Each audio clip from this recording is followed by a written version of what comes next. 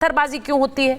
ये जब खासकर त्योहार का समय है, हमें पता है विसर्जन है, तो इसमें तो एक्स्ट्रा विजिल होना चाहिए के शर्मा जी, खास तैनाती। नहीं, इसमें खास तैनाती ही रही है। इसीलिए आप पूरे उत्तर प्रदेश में जो समाजवादी पार्टी की सरकार के दौरान में जो आप जगह जगह दंगे देखते थे, आज वो सीमित एक आध दो जगह में सीमित हो गए। लेकिन अभी जो प्रश्न उठा रहे थे यहाँ कुछ कांग्रेस समर्थित लोग और जो सपा के लोग कानून व्यवस्था पे, तो एक और उदाहरण मैं देना चाहता हूँ। गढ़वा में तो कांग्रेस समर्थित सरकार है, तो वहाँ के लिए क्या कहेंगे आप? पश्चिम बंगाल में जो कुछ हुआ कल, उस पर क्या कहेंगे? खुद का फेलियर नहीं मानेंगे। मैं कहता हूँ देश में कहीं नहीं होना चाहिए, नहीं मानेंगे, लेकिन दूसरों के लिए हाँ पता है, राहुल गांधी जवाब देंगे। अरे राहुल गांधी जैसा सांप्रदायिक व्यक्ति तो मिलेगा नहीं। गांधी परिवार को आप सुन लीजिए, के अलावा करते क्या? बीच में मत बोलो भैया, आपकी फेल हो गई सरकार, एक्सेप्ट करो। लाल मिर्ची है क्या तुम्हारे मुंह में? मिर्ची हो गई है क्या तुम्हारे?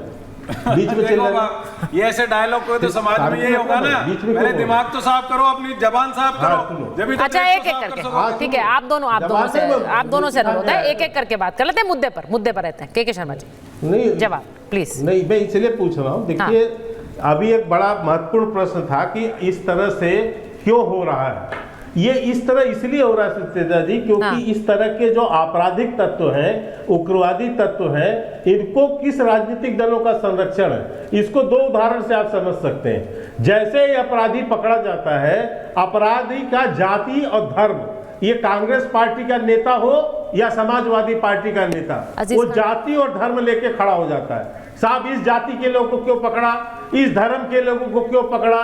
और भाई राहुल गांधी तो बकायदा कह चुके हैं कि मैं मुसलमानों की पार्टी हूँ, कांग्रेस मुसलमानों की पार्टी है, तो पक्ष राहुल गांधी मोहब्बत की दुकान करिए, आपकी जैसे जहरीली दुकान नहीं करिए। हिंदुओं के बाद में राहुल गांधी आपकी इतने दोनों डबल इंजन का आगे फेल हो गए क्या? डबल इंजन फेल हो गए आपके, अपने प्रशासन की विफलता मानते नहीं हो, इंटेलिजेंस की फेलियर मानते नहीं हो। ठीक है, ये कब तक राहुल गांधी के पीछे अच्छा ठीक है, अजीज खान साहब के पास जाएंगे। हाँ अब एक मिनट मुझे बात पूरी कंप्लीट करिए के शर्मा जी। कर लेने दीजिए। राहुल गांधी जो आए दिनों हिंदू धर्म का अपमान कर रहे हैं, हिंदू देवी देवताओं का अपमान कर रहे हैं, खुलेआम कहते हैं कि जो राम मंदिर की प्राण प्रतिष्ठा हुई वो नाच गाना था, तो इससे किसको बल मिलता है? और एक तरफ कहते हैं कि मैं जो कांग्रेस पार्टी मुसलमानों की पार्टी है, तो ये किसको बल दे रहे हूं, ये किसको इस बात का सह दे रहे हैं? उन्हें ये पता है कि इस तरह के आपराधिक तत्व अभी आएंगे, अपराधियों को पता है, तो हमें बचाव करने के लिए मैं एक बार बड़ी खबर बता रही हूँ के शर्मा जी। अभी अखिलेश यादव जी ने एक ट्वीट किया है, उन्होंने एक पोस्ट किया है अभी अजीज खान साहब जरा सुन लीजिए। उन्होंने कहा चुनाव का आना और सांप्रदायिक माहौल का बिगड़ जाना ये इत्तेफाक नहीं है, जनता सब समझ रही है। हार के डर से हिंसा का सहारा लेना किसकी पुरानी रणनीति है, सब जानते हैं। ये उत्तर प्रदेश चुनाव की दस्तक है। अब वो ये लिख रहे हैं। अब सीधा सवाल ये है कि ये इस तरह की सर ये माहौल इस वक्त ऐसा है कि इसमें ये ठीकरा फोड़ा जाए कि ये चुनावी दस्तक है, ये किया कराया है, ये जानबूझकर हिंसा कराई जा रही है, लोगों की जान चली गई है वहां पे। सर खान साहब देखिए सुचेता जी, दो तीन बड़ी इंपॉर्टेंट बात है। अभी के शर्मा जी तमाम बातों को किया उन्होंने, बहराइच पर उन्होंने गंभीरता से कोई बात नहीं की, उन्होंने पता नहीं कहां कहां बात की। वो कह रहे विपक्ष जवाब दे। अब आप देखिए छत्तीसगढ़ में भी आज घटना हुआ है, विपक्ष जवाब दे। महाराष्ट्र में इतनी बड़ी वारदात हुई, जेल से किस तरह नेक्सल चलाया जा रहा है, साहब कौन जवाब देगा? विपक्ष जवाब देगा उसका। आप देखिए किस तरीके की घटना हुई। अभी लखनऊ में एक कस्टोडियल डेथ हुआ है, किस तरीके से एक समाज के लड़के को, पीडीए समाज के लड़के को किस तरह से उसका मर्डर कर दिया गया, हत्या कर दी गई। इसका कौन विपक्ष जवाब देगा? आप जिस तरह आगजनी हो रही है, जिस तरह वहां पर डेथ हुआ, एक शख्स की मौत हो गई, आप इस बात को समझे विपक्ष जवाब देगा? आप सत्ता में आप बैठे हैं, आप पुलिस आपके पास है, तंत्र मंत्र आपके पास है, आप नहीं आप जवाब नहीं देंगे, आपसे जवाब कोई मांग भी नहीं रहा है। अजीज खान साहब आपसे जवाब नहीं मांग रहे, जवाब तो के शर्मा जी देंगे।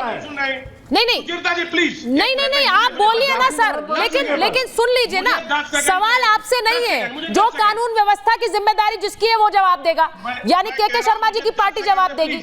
मेरा सवाल दूसरी चीज को लेकर है। मेरा सवाल ये है कि इस समय पे इस तरह के सवाल उठाना, एक और तस्वीर सामने खड़ी कर देना कि ये जानबूझ के किया करा है, ये सही है क्या?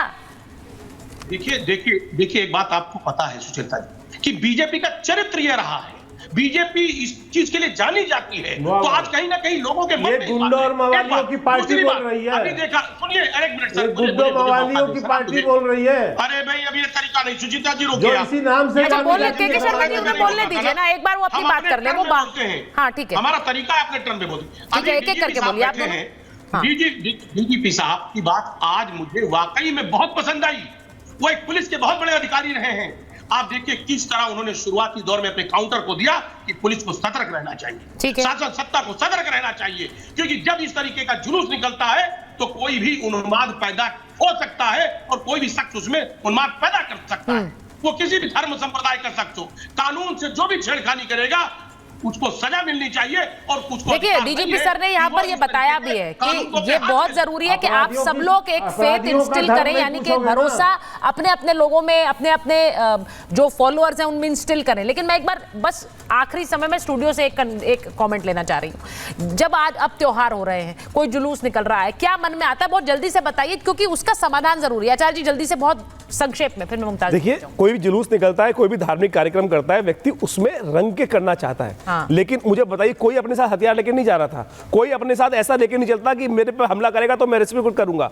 ये लगातार घटनाएं घट रही हैं और लगातार जिस प्रकार से आश्चर्यचकित करती हैं घटनाएं, आश्चर्यचकित करती हैं। अगर यहां पर लोग लेके चल रहे होते, आप बताइए हिंदू अगर हथियार लेके चल रहे होते तो कुछ और स्थिति होती। वहां स्थिति कुछ और है, स्थिति कुछ और बन रही है। सारा इलेक्शन का दौर है, ये सारा का सारा जो खेल आज जो बोला गया है वो वास्तविक तौर पर वही चल रहा है। पोलराइज किया जा रहा है, दिखाया जा रहा है कि देखो क्यों घटना घटेगी, पकड़े कौन जाएंगे, कौन पकड़े गए 6 लोग, और जो लोग 6 खान साहब पकड़े गए हैं। आप भी वही बात कर रहे हैं, पोलराइजेशन का खेल है, तो कौन कर रहा है पोलराइज? अरे पोलराइज कर रहे हैं, सामने कौन करवा रहे हैं? आपको पता है कौन करवा रहा है? सामने बैठे हुए लोग, इस देश के अंदर जिनके लोग पकड़े गए वो करवा रहे हैं।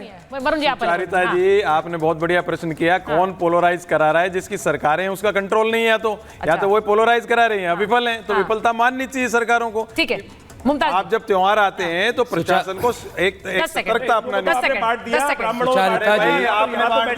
सुचरिता जी हिंदू मुस्लिम होना चाहिए और क्रिमिनल, एक मिनट, जो क्राइम है वो क्राइम है, क्राइम चाहे जो करे। एक मिनट मुझे बोल लेने दीजिए सुचरिता जी, मुझे बोल लेने दीजिए ना। यहाँ पर हिंदुस्तानी नहीं मरा, सुचरिता जी मुझे बोल लेने दीजिए ना, मेरी बात ही नहीं हो पा रही। मरा है ये बात नहीं, यही चीज गलत है सुचरिता जी, गलत है। फिर आप हमें कहेंगे कि आप बोला गया कि एक भारतीय मरा है।